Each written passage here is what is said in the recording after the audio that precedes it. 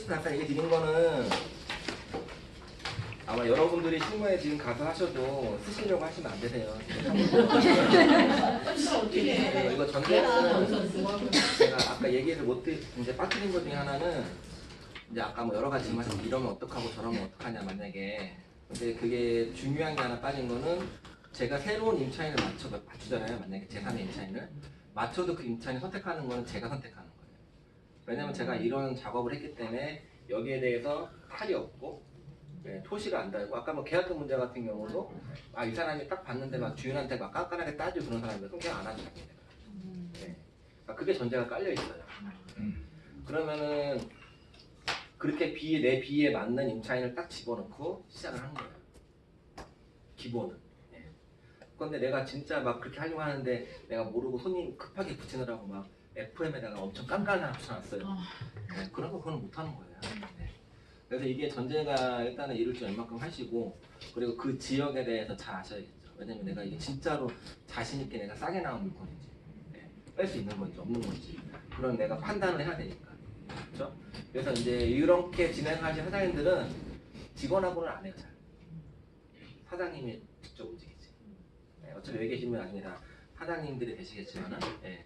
그래서 일단 이런 것들은 나중에 아마 기회가 되면은 아마 작은 금액부터 생기게 되시면은 그때 한번 아 이렇게 하면 어떨까 생각하시면은 제가 볼 때 이거는 사기가 아니거든요. 네. 정상적으로 제가 볼 때는 이렇게 다 진행이 돼도 이게 피해 보는 사람이 사실 없어요. 그렇지 않나요? 어차피 주인은 불로소득이 생기는 건데 어차피 주인 그 세금 신고 안 할 거잖아요. 네. 그리고 생기지 않아야 될 돈인데 한 사람 일방적으로 손해를 보고 생기는 거고 근데 이렇게 해결하면은 그 사람도 손해를 좀 덜 보고 주인이 정상적인 임대 놔주면은 뭐 손해 가는 거 없고 그리고 저는 수수료 다 받고 네. 대신 중개업자가 이제 머리를 한 번 더 써서 일을 좀 어렵게 진행하는 것 뿐이에요. 그런 차이예요.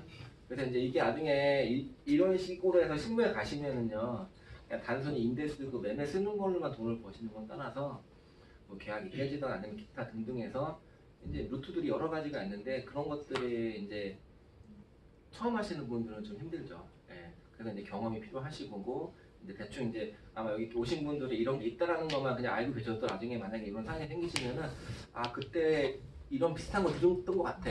그러면은 뭐 만약에 다른 이게 공동 중개가 있게 될 수도 있거든요. 그건 나눠 먹게 되는 거죠. 예. 그러면 이쪽에서 이렇게 하자고 하는데 내가 아무것도 몰라. 이거 큰일 나는 거야. 큰일 나는 거야. 안 돼. 예. 이게 아구가 맞아야지 하잖아. 쉽게 얘기해서. 예. 그러니까 이제 그렇게 상황이 생기더라도 할 수가 있다는 거죠. 한번 들어왔으니까. 아 그때 이런 거구나. 그 정도까지만 생각을 해주시면 될 것 같고요. 그리고 제가 이거를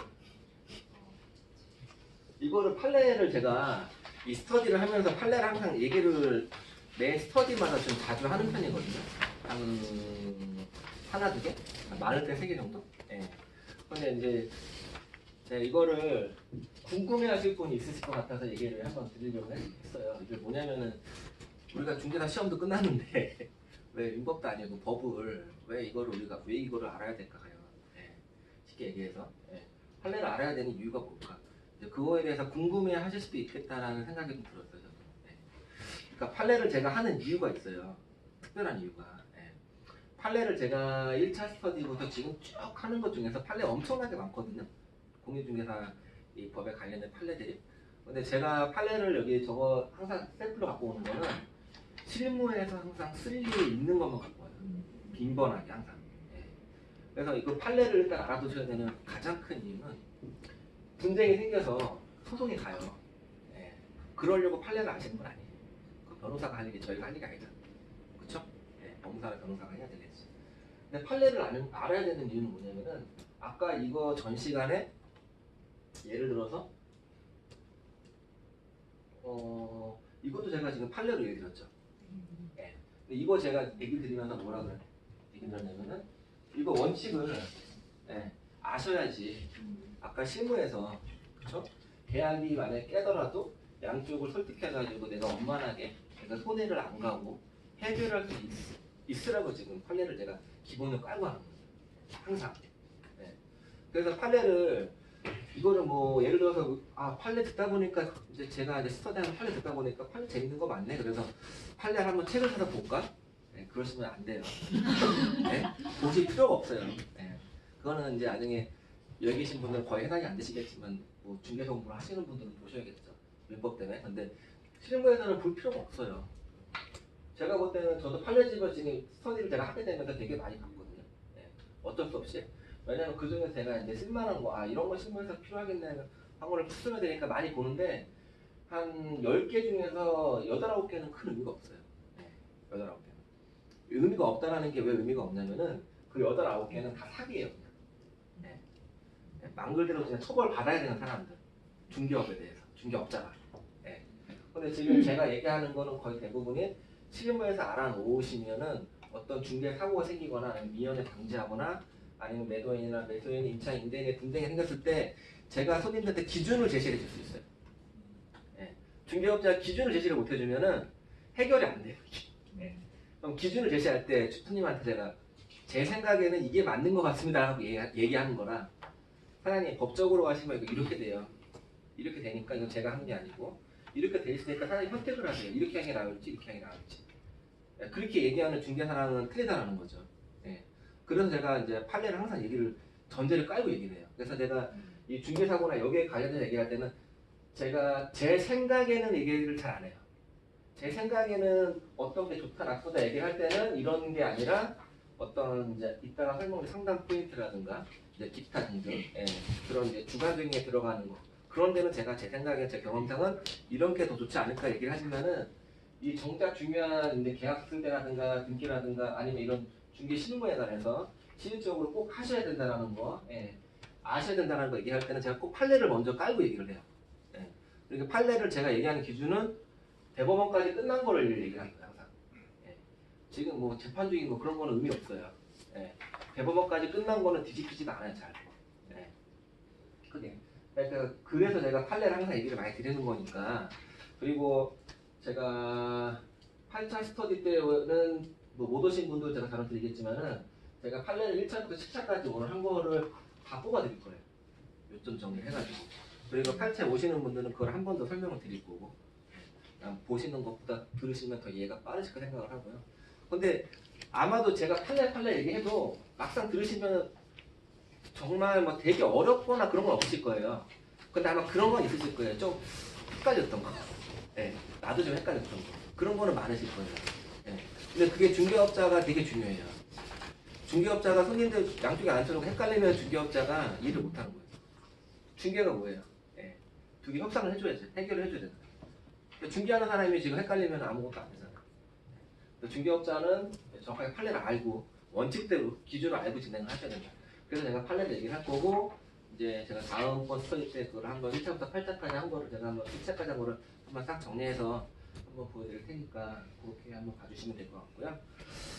그리고 이제 지난번 설명을 못 드렸던 거 임대 상담 포인트예요. 그 페이지에 있는데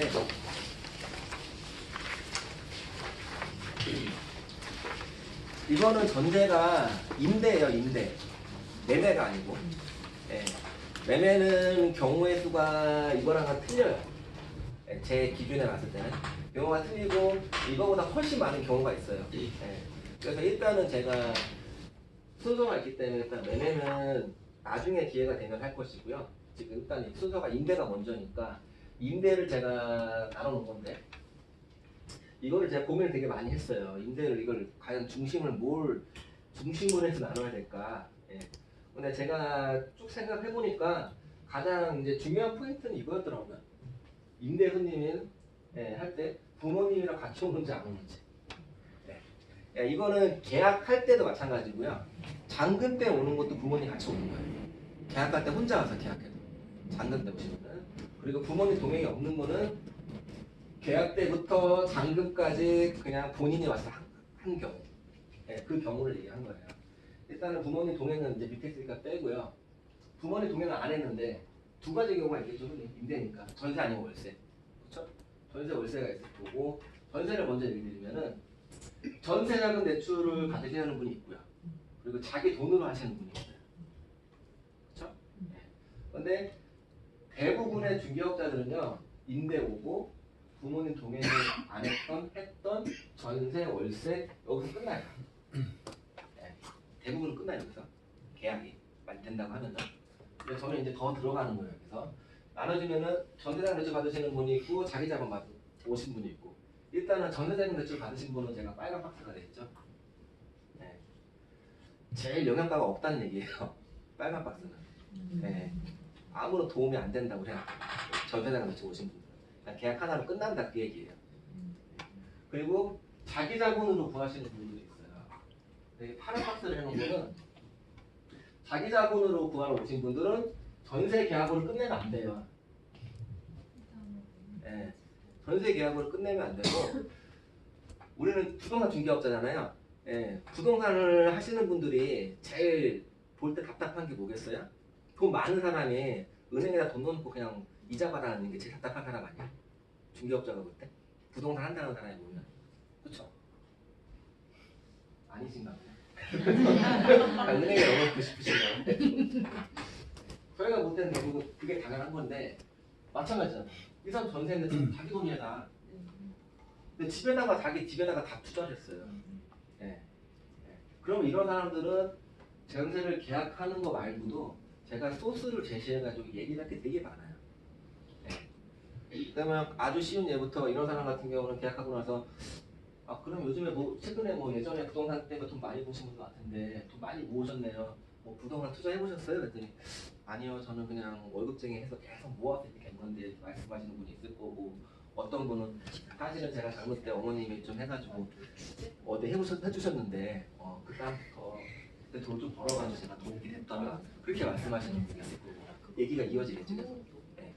그러면 두 가지 케이스에서 제가 이 손님 같은 경우는 투자로 연결하기가 쉽다는 거예요.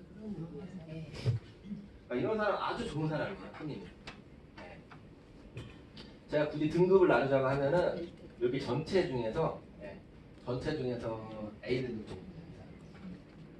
이 사람을 만약에 왔는데, 그런 제가 얘기한 아주 단순한 이런 브리핑도 하나도 안 하고 전세 딱 한두 개 보고 계약했다. 너무 좋아요. 계약해서. 네, 끝내면은 그 사람은 영원히 전세 이거 임대만 하셔야 돼요. 중개업하시는 분들. 네. 중개업하시는 분들, 처음 하시는 분들이 임대하고 매매하고 이것저것 다 한다고 얘기하시거든요. 쉽게 얘기해서. 근데 제 경험상 봤을 때 임대가 싸든 비싸든 간에 임대 계약 못 하시는 분이 매매 잘 하시는 분 못 봤어요. 매매 잘 하시는 분은 임대 잘해요. 왜? 임대 할 줄 아니까 매매 하는 거거든요. 당연히. 쉽게 얘기해서. 그러니까 처음에 오시면 내가 토지를 할 거야, 건물을 할 거야. 토지 건물 들어가면은 이게 왜 힘드냐면은요, 이 기초가 안 돼 있으시면은 힘든 이유가, 예를 들어 건물 같은 경우 건물을 제가 팔아줬어요. 좋은 사람 만나가지고. 근데 제가 이거 아무것도 저 해본 적이 없어요. 예. 건물 팔았는데 건물에 수많은 세입자가 있을 거 아니에요. 예. 건물을 팔기만 하면 끝나는 게 관리를 해줘야 될 거 아니에요. 일반적으로 중개업자가. 물론 이제 비양식적인 경우는 하나 팔고 끝나는 경우가 있겠지만 대부분은 그렇게는 못하니까요. 예. 관리를 하다 보면 여러 가지 분쟁이 생기는데 해결이 안 돼. 예. 어떻게 해야 될지도 모르고 뭐가 원만한지도 모르고. 예. 그리고 하나 잘못 생각하고 계실 게 뭐냐면은, 아주 운 좋게 제가 금방 얘기한 것처럼 내가 건물 하겠다, 땅 하겠다, 뭐 하겠다 해서 하나 팔 수도 있어요. 예. 근데 이게 임대나 매매보다 건물이나 땅이나 위로 올라가면은 걔는 그게 틀린 게 뭐냐면요. 제가 저번 주에 광고 얘기했는데, 광고는요 임대나 매매 여기는 먹혀요. 근데 토지, 건물, 큰 데 그런 광고가 안 먹혀요. 왜 안 먹힐까요? 그런 데는 입소문이에요. 건물주끼리. 내가 건물주인데 직방 네이버 들어가서 광고 보고 있겠지? 안 봐요, 당연히. 예. 그 사람들은 옆에 삐빌딩에 너는 사장이 뭐 했는데 뭐 어떻다더라? 그러면 가보는 거예요, 또. 그렇게 해서 입소문이란 말이에요. 그러니까 잘못 판단하고 계신 게, 내가 처음 하시는 분인데 운죽 하나 했는데 이거 하나도 관리 못 해주고 엉망으로 만들어놨어요. 끝이에요, 그냥 끝. 예. 그걸 해가지고 거기서 살아남으시려면은요, 그 사람들은 관리까지, 그 뒷처리까지 퍼펙트한 거예요. 돈도 되고 월세 잘 나오고 내가 신경 쓸 게 없어요, 주인이. 예. 그렇게 만들어주는 게. 그래야지 거기서 또 입소문이 나서, 아 저기 뭐 저쪽 건물 사장이 뭐 땅 하나 알아본다는데 건물 지을 거? 뭐 정 사장이 한번 봐줘봐, 내 것처럼. 그렇게 해서 연결되는 거예요. 예. 그러니까 실제로 저 같은 경우도 제가 임대를 제가 초창기 많이 했을 때 원룸 주인들이 전화 되게 많이 왔어요. 땅 하나 본다고. 제가 그때는 제가 지식이 부족해서 하지는 못했는데 지금 생각하면 아깝긴 한데 그게 다 그렇게 시작이 돼요. 네. 근데 못 모르고 그냥 처음 들어가서 내가 땅 하나 팔았다. 네. 땅 하나 팔도 마찬가지예요. 내가 땅 팔더라도 그 땅에 어떤 건물을 올리고 기본 중에 지식도 없는 상태에 팔았는데 운 좋게 그 다음에 그 사람을 소개해 주겠어요? 그 사람이 허가 받는데 그렇게 고생하고 난리치고 중개업자를 모른다 그러고 그리고 건물 지났더니 임대도 못 맞춰주고 금액도 모르고 소문 안 나죠 당연히. 그 사람들은 입소문이에요. 네. 주인들은 주인들끼리만 다니니까요. 건물주들은. 그래서 그게 가장 잘못된 생각이에요. 정말 제가 볼 때는. 그렇다고 임대를 무조건 하시라는 건 아니에요. 그 다음에 잘못된 게 뭐냐면은 임대를 해서 이렇게 전월세를 했는데 여기까지 하시는 분은 잘못된 거예요. 엄청나게. 여기까지만. 그런데 제가 볼 때 중개업자분들 중에서 10분 중에서 한 70% 80% 여기서 끝내요. 여기 안 가요. 절대로. 제가 죽어라 하고 하세요 말 한마디 하세요. 어차피 이 사람이 안 살 수도 있어요. 당장 자기돈 가지고 그냥 전세만 살고. 그래도 일단 습관적으로 얘기를 해야 돼요. 이거는. 손님한테. 내가 자연적으로 무조건 이렇게 나와야 돼. 어떤 손님이 오든 이 케이스에 해당이 되면은 그러다가 손님이 이제 나한테 말에 끌려오면은 아 이 손님이랑 내가 연결이 되는 거거든요. 그냥 가만히 있으면 안 돼요. 근데 한번 생각을 해보세요. 이렇게 만약에 해가지고 내가 어차피 이 사람 나한테 계약을 했잖아요. 그럼 저한테 일단은 감정이 나쁘지는 않을 거 아니에요. 당연히 저한테 계약했으니까. 근데 그 상태에서 이렇게 얘기했더니 한번 끌려왔어요. 예. 그러면 이 사람이 계약률이 높을까요? 낮을까요? 높겠죠 당연히. 예, 당연히. 근데 이런 케이스가 아니고 이 중간에 다 건너뛰고요. 다 건너뛰고 내가 광고를 매매 광고 올렸어요. 예. 매매 광고 올려서 매매 광고를 그냥 다이렉트로 보고 전화 왔어요. 예. 그 사람이 쉬울까요? 어려울까요? 어려워요. 그 차이 생각하시면 간단해요. 다. 예. 내가 쉬운 길을 놔두고서 어려운 길을 갈 건지 이 쉬운 길을 갈 건지 이거 쉽잖아요. 근데 이거 얘기해도요. 제가 직원들 고용하면서 제가 이거 엄청나게 중요하게 얘기하거든요. 손님 태우고 나가서 방 보여주고 전세 이렇게 조금 맞게 오면은 그리고 오면은 손님한테 그냥 농담이라도 이렇게 차 타고 가면 옆에 건물들 막 지나 보일 거잖아요.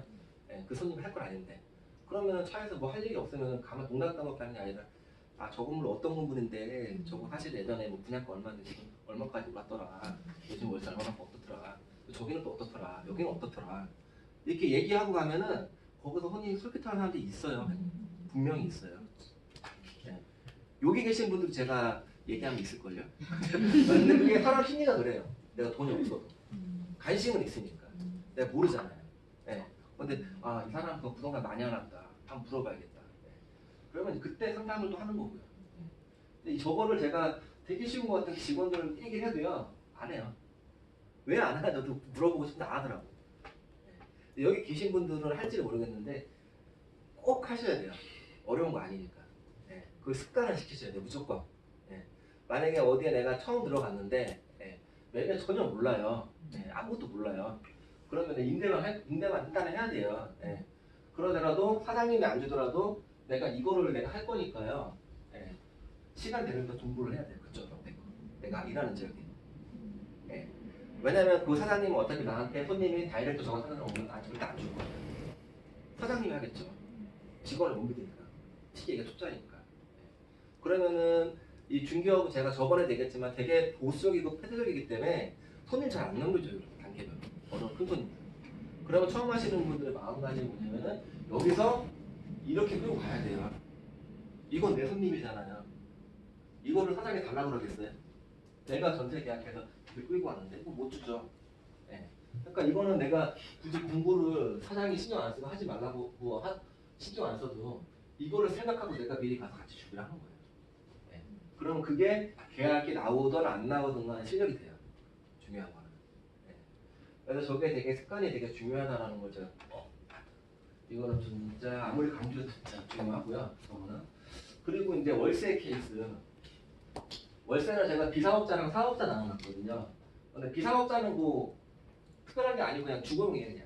그냥 전입신고 됐는지. 그리고 사업자는 진짜로 사업용으로 써야 되는 집들. 그러니까 사업자 같은 경우는 어떤 케이스가 있냐면은 상가, 사무실, 그리고 오피스텔인데 사업자 등록이나 이전을 할 수 있는 집이 되겠죠. 오피스텔 가니까 좀 어려워하시는 것 같습니다. 오피스텔 다 알고 계시죠? 네. 사업자 되는 거. 네. 그리고 주거용도 되고요. 오피스텔. 네. 그래서 이제 요거는 오피스텔 주거용이면 이루고 가는 거고요. 비주거용이면 이루고 가시는 거고요. 여기 하나만 더 여쭤봐요. 지난번에 한 건데. 수수료 기억나세요? 네. 지난번에 수수료? 네. 오피스텔 수수료가 사업자는 어떻게 된다고 하잖아요. 0.5.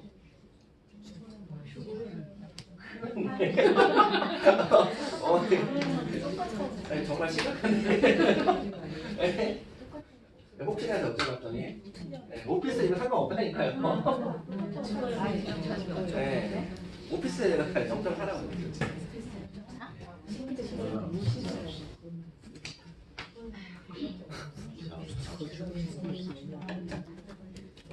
거의 불찰인 것 같아요. 혹시나 생각이 나서 여쭤봤어요. 일단 그렇고요. 네, 다음 차에 또 할 거예요. 네, 8차 때 한 번 더 정리할 거니까. 일단 이거 보시면 이제 사업자인데 전이 주거용인데 여기서 보증금이 적은 있고 보증금 많은 있죠.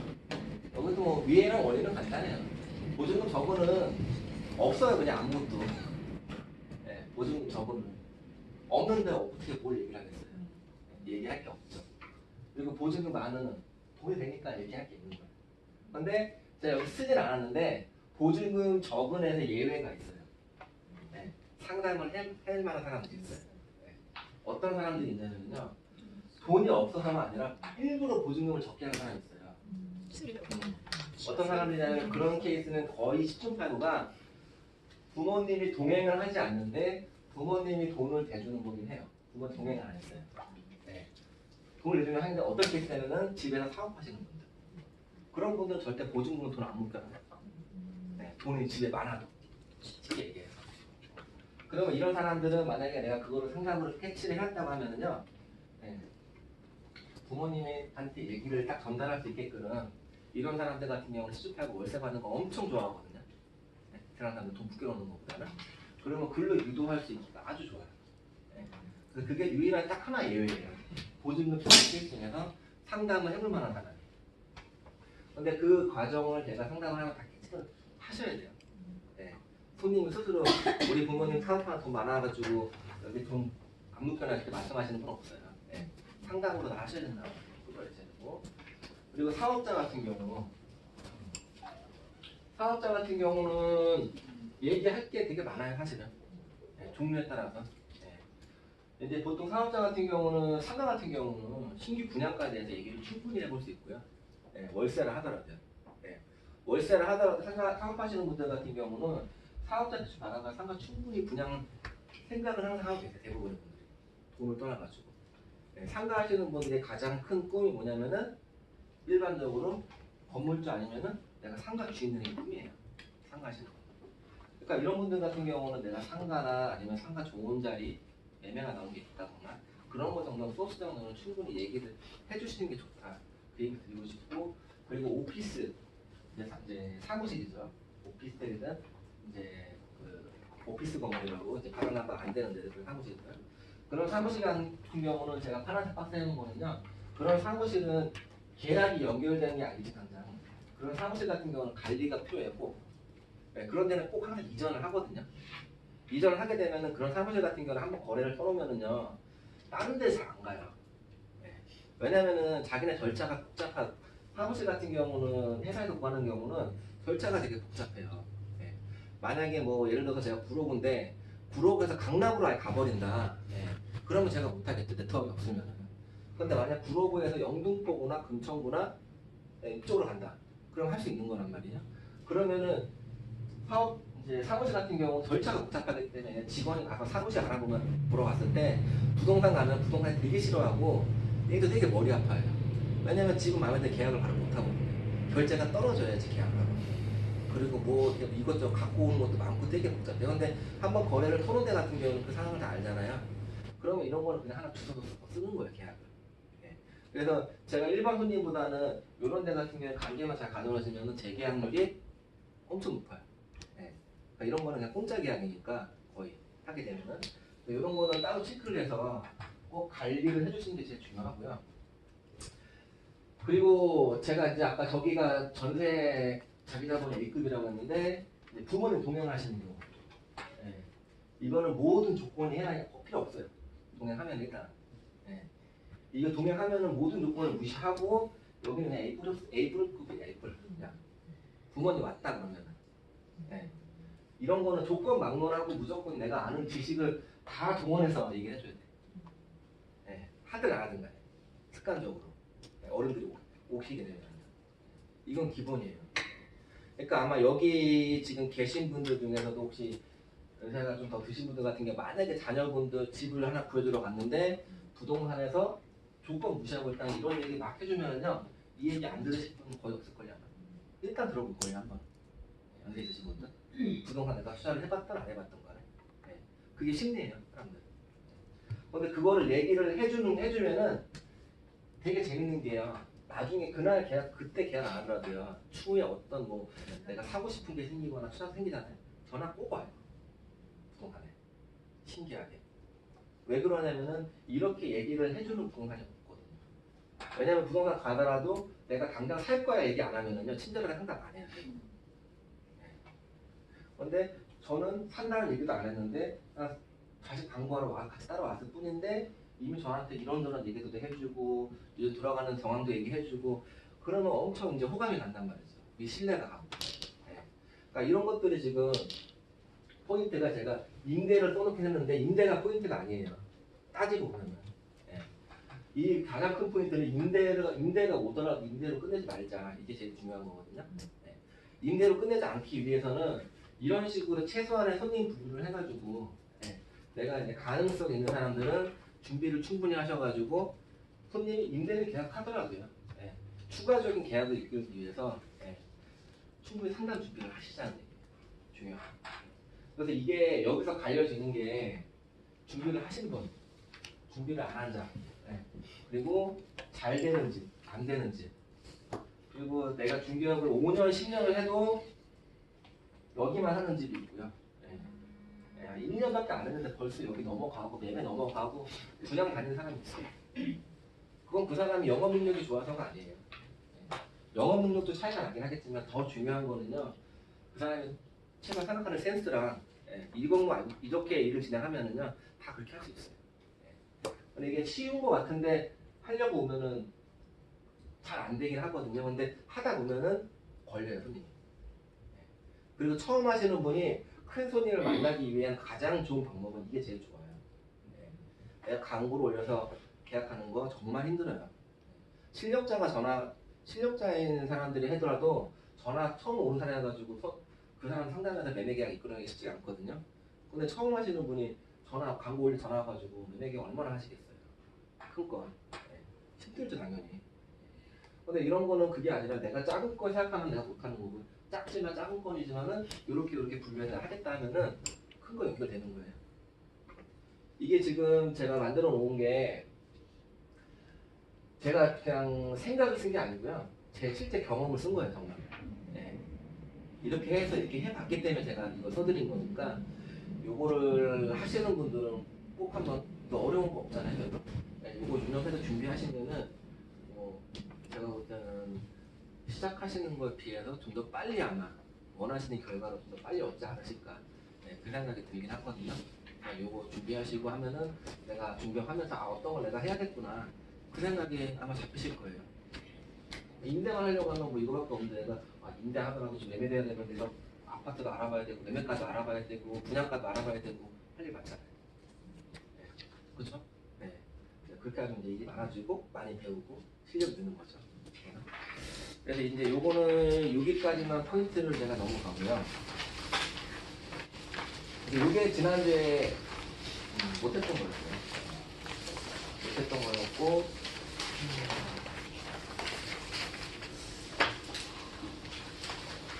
이제 그 다음 장부터가 등기인데요. 일단은 등기 이제 아마 9페이지부터는 아마 좀 되게 어지러우실 거예요. 보기 싫고 막 9페이지부터. 네. 그러실 건데 일단 그 전에 제가 8페이지에 간략하게 정리를 해드렸어요. 포인트만. 네. 일단은 이제 제가 뭐 저번에 1차 스터디 때는 등기 인터넷 등기소 어떻게 들어가셔야 되고 어떻게 연락해야 되고 그렇게 다 설명해 드렸는데 그런 건 다 패스를 하고요. 그거는 이제 하실 수 있을 거라 생각을 하고 패스를 하고 일단은 제가 위에 쓴 게 중요한 포인트 중에 하나예요. 네. 말소사항 포함으로 등기를 뽑을 것이냐 현재 유효사항으로 등기를 뽑을 것이냐. 네. 그러니까 이거는 말소사항 포함 같은 경우는 그 집에 대한 과거 이력이 전부가 나와요. 삭제된 것도. 네. 내가 1억을 빌렸다가 1억을 갚았다. 그래도 나와요. 네. 근데 현재 유효사항으로 끊으면은 내가 갚았으면 갚은 건 안 나와요. 지금 현재 딱 법적으로 유효한 권리관계만 나와요. 시기에 의해서. 근데 지금 이게 장점과 단점이 있어요. 네. 일반적으로 실무를 하시는 분들이 원칙적으로는요. 끊어야 되는 등기는요. 이 현재 유효사항이 아니고 말소사항 포함으로 끊으라고 권장을 하고는 있어요. 네. 법적으로 정해진 건 아니지만 원칙적으로 네. 이렇게 하는 게 맞다라고 얘기를 하고 있는데 이게 말소사항으로 끊으면 장점은 뭐냐면요.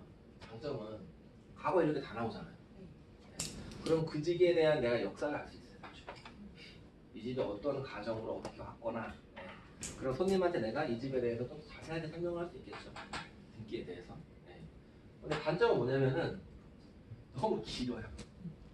네. 너무 길고 또 하나 문제가 뭐냐면은 만약에 예를 들어서 등기를 하나 딱 끊는데 이 집이 막 근저당이랑 가압이랑 어마무시하게 걸렸다가 경매가 넘어가서 낙찰을 받은 집이에요. 근데 융자가 없어요 지금. 완전 깨끗하잖아요. 그럼 손님이 오면 일단은 찝찝해요. 일단은 왠지 하기가 싫어져 그 집이. 그럼 손님한테 내가 그 설명을 해야 돼요. 네. 이거 보시라고 다 이거 다 없어질 거리 이렇게 되는 거라고. 그래서 손님들은 찝찝한 사람이 있어. 특히 이제 뭐 지방에서 오시거나 그런 분들 같은 경우는 도저히 말이 안 통하는 케이스가 있어요. 네. 그래서 이제 그게 단점이 돼요. 말소사항 포함 같은 경우. 네. 뭐 현재 유효사항 같은 경우는 이제 반대죠. 네. 장점으로 하면은 지금 딱 필요한 거 나오니까 장수가 짧고 간단 명료해요. 네. 간단 명료한데 단점은 뭐냐면요.